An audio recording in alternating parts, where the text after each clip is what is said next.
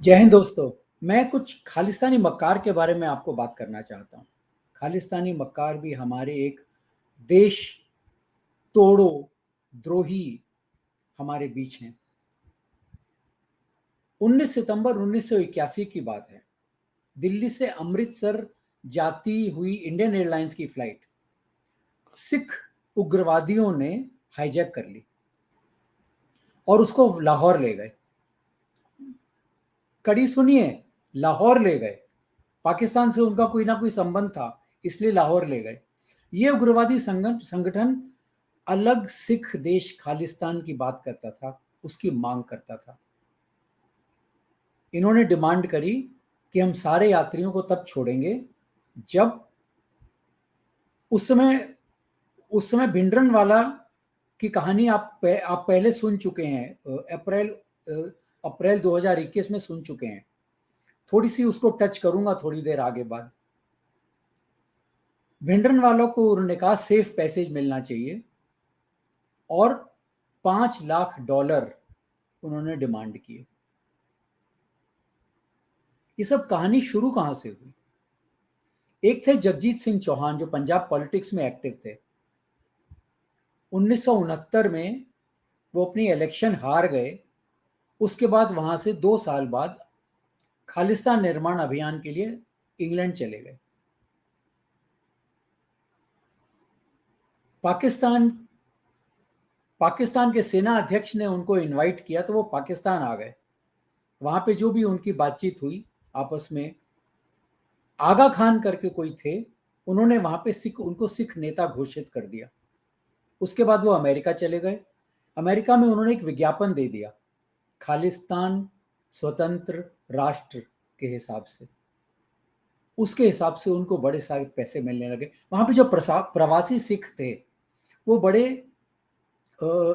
उनके साथ बड़े खुश हुए और उन्होंने बड़े सारे डॉलर देने शुरू कर दिए। लाखों डॉलर उन्होंने इस तरीके से इकट्ठे कर लिए। उसके बाद धीरे धीरे ये काम बढ़ता रहा। उन्होंने वहां पे उनकी मदद से, प्रवासी सिखों की मदद से, खालिस्तान पासपोर्ट जारी कर दिया, खालिस्तान डाक टिकट जारी कर दिया, खालिस्तान डॉलर्स चालू कर दिए। वहां से वो भारत आए। जिस समय वो भारत आए उस समय ये भिंडरनवाला का एपिसोड आरंभ हो चुका था। तो उन्होंने भिंडरनवाला से संपर्क भी किया। भिंडरनवाला की छोटी सी कहानी आपको सुना देता हूं। पंजाब में अकालियों की राजनीति खत्म करने के लिए कांग्रेस पार्टी जो है, उन्होंने भिंडरनवाला को खड़ा किया। इंदिरा गांधी और संजय गांधी की ये साजिश थी। भिंडरनवाला को खड़ा किया कि अकाली पॉलिटिक्स को वो समाप्त करेगा। बेसिकली वो छोटा नेता, लोकल नेता हुआ करता था। परंतु जब ये जगजीत सिंह चौहान ने उसको कांटेक्ट किया तो वो धीरे धीरे अपने आप को बड़ा नेता मानने लगा और इंदिरा गांधी, संजय गांधी के ऊपर भारी पड़ने लग गया। एक बार भारत में ही जगजीत सिंह चौहान से किसी ने पूछा, क्या आप चाहते हैं कि इंदिरा गांधी की सरकार पतन हो जाए? सीधा जवाब था, कुछ दिनों बाद आप सुनेंगे कि गांधी परिवार की गर्दन कट गई। उसके बाद का एपिसोड आपको मालूम ही है। ऑपरेशन ब्लू स्टार हुआ। ऑपरेशन ब्लू स्टार के बाद 4 महीने बाद अक्टूबर में, 31 अक्टूबर को इंदिरा गांधी के जो चौकीदार थे, सिख चौकीदार थे, उन्होंने इंदिरा गांधी की हत्या कर दी।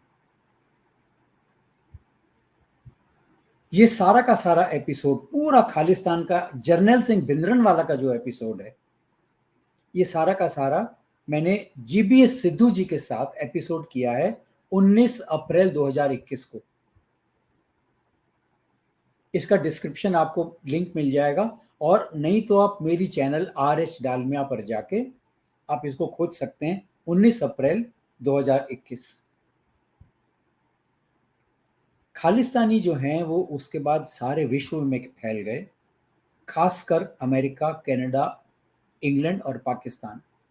यहाँ से उन्होंने भारत के ऊपर अटैक करना शुरू कर दिया, सेपरेट सिख स्टेट के हिसाब से। इनके कई संगठन भी बन गए। तरह तरह के इनके नाम हो गए, कई संगठन बना लिए, लेकिन ऐसा नहीं था कि वो आपस में विरोधी थे, वो आपस में मिलकर काम करते थे। कनाडा में तो इतना स्ट्रॉन्ग ये हो गए कि सत्ता में भी आ गए। और आज के जो प्रेसिडेंट है कि प्राइम मिनिस्टर है, जस्टिन ट्रूडो, वो इनसे इतना घबराते हैं कि इनके ऊपर कोई एक्शन नहीं ले सकते हैं। अभी हाल ही में किसान आंदोलन हुआ था, आप सबको मालूम है किसान आंदोलन के बारे में। किसान आंदोलन जो है वो चालू तो हुआ कुछ मैं अभी भी बोलता हूं वो किसान का आंदोलन नहीं था, वो कुछ पॉलिटिकल पार्टीज का और कुछ मिडिल मैन का आंदोलन था, क्योंकि उनको इफेक्ट होने वाला था, किसानों की आमदनी बढ़ने से उनकी आमदनी घटने वाली थी, उनका आंदोलन था। पर ये खालिस्तानियों ने हाईजैक कर लिया। आज आप विश्वास कीजिए, मोदी जी को ये बिल्स वापस लेने पड़े केवल इसलिए कि यहाँ पे भारत तोड़ शक्तियां घुस गईं और आंदोलन को हाईजैक कर लिया गया। आप इमेजिन कीजिए, खालिस्तानी संस्था सिख फॉर जस्टिस, उन्होंने तो ऐलान कर दिया कि जो आदमी लाल किले पर खालिस्तानी झंडा फहराएगा उसको $3.5 लाख मिलेगा, और अगर संसद पर कर दिया तो और पैसा मिलेगा। तो अगर ये काम हो सकता है तो फिर इमेजिन कर लीजिए, किसान आंदोलन जो है वो खालिस्तान का हाईजैक तो है ही। सिंधु बॉर्डर पर एक युवक को बुरी तरह पीटा, घसीटा गया, उसकी हत्या कर दी, उसके शरीर को बैरिकेटिंग पर लटका दिया गया। आप इमेजिन कर सकते हैं कभी किसान कर सकते हैं ये काम? किसान जो इतना मेहनत करता है वो इस तरह का काम करेगा कि अपने फेलो किसान को मार डालेगा? सवाल ही नहीं उठता है। उसका हाथ भी काट दिया गया, उसके शरीर को लटका दिया गया। आप इमेजिन करिए, दिल्ली की आम आदमी पार्टी, उन्होंने इस आंदोलन में घी डालने का काम किया।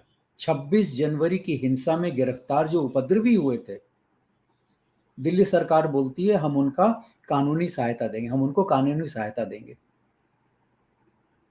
दिल्ली के अंदर उपद्रव हो रहा है और दिल्ली सरकार बोल रही है कि हम कानूनी सहायता देंगे। आप विचार कर लीजिए कि आम आदमी पार्टी का कितना बड़ा हाथ था इस उपद्रव के अंदर। वहां पे उन्होंने फ्री वाईफाई की व्यवस्था करी, वहां पे उन्होंने खाने पीने की व्यवस्था करी। कहां पे? जहां पे बॉर्डर के ऊपर किसान आंदोलन हो रहा था, सो कॉल्ड किसान आंदोलन हो रहा था। और वहां पे उनके कई लोग, नोडल ऑफिसर्स, मंत्री, उनको भी जिम्मेदारी दी गई थी कि आप यहाँ पे सब संभाल रखेंगे। और उसके बाद पंजाब में जब इलेक्शन हुआ तो आम आदमी पार्टी थंपिंग मेजॉरिटी से जीती। कौन उसके पीछे था? दोस्तों, ये हमारे लिए बहुत समझने की बात है। भारत तोड़ शक्तियां जो भारत के बाहर हैं, जो हमको दिखती हैं, जो बॉर्डर पर हैं, उनसे तो हम निपट सकते हैं, लेकिन जो भारत के अंदर घुस चुकी हैं या विदेश से भारत के अंदर घुस रही हैं, उनसे निपटना आसान नहीं है। और उनसे निपटना अधिक आवश्यक है बनिस्बत की कि चीन और पाकिस्तान से। चीन और पाकिस्तान से तो हम निपट लेंगे, अंदरूनी तोड़ शक्तियों से कैसे निपटेंगे?